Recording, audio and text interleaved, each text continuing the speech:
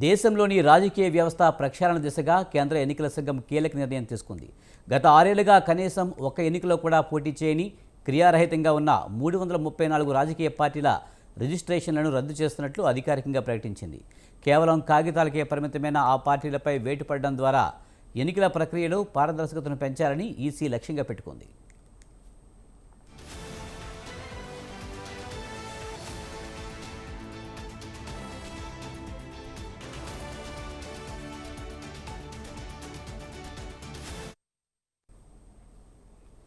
ఎన్నికల సంఘం నిబంధనల ప్రకారం రిజిస్టర్ అయిన పార్టీలు క్రమం తప్పకుండా ఎన్నికల్లో పోటీ చేయాల్సి ఉంటుంది.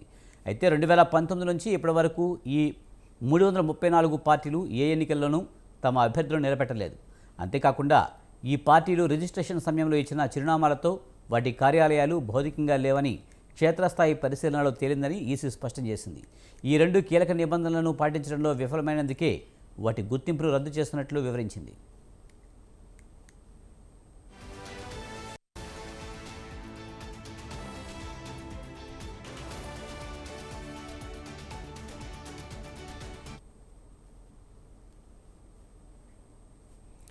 ఈ ప్రక్షాళన చర్యకు ముందు దేశంలో మొత్తం 2854 రిజిస్టర్డ్ గుర్తింపు లేని పార్టీలు ఉండేవి.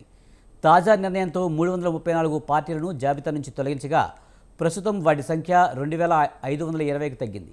ఈ చర్య దేశంలోని వివిధ రాష్ట్రాలు, కేంద్రపాలిత ప్రాంతాల్లో నమోదైన పార్టీలకు వర్తిస్తుంది. అయితే ఈ నిర్ణయం కేవలం గుర్తింపు లేని క్రియారహితంగా ఉన్న పార్టీలకు మాత్రమే వర్తిస్తుందని ఈసీ తెలిపింది. ప్రస్తుతం దేశంలో చురుకుగా ఉన్న 6 జాతీయ పార్టీలు, 67 రాష్ట్ర స్థాయి పార్టీల కార్యకలాపాలపై ఎలాంటి ప్రభావం ఉండదని స్పష్టం చేసింది. ఎన్నికల వ్యవస్థలో జవాబుదారీతనం పెంచేందుకు భవిష్యత్తులోనూ ఇలాంటి చర్యలు కొనసాగుతాయని ఎన్నికల సంఘం వర్గాలు సూచించాయి.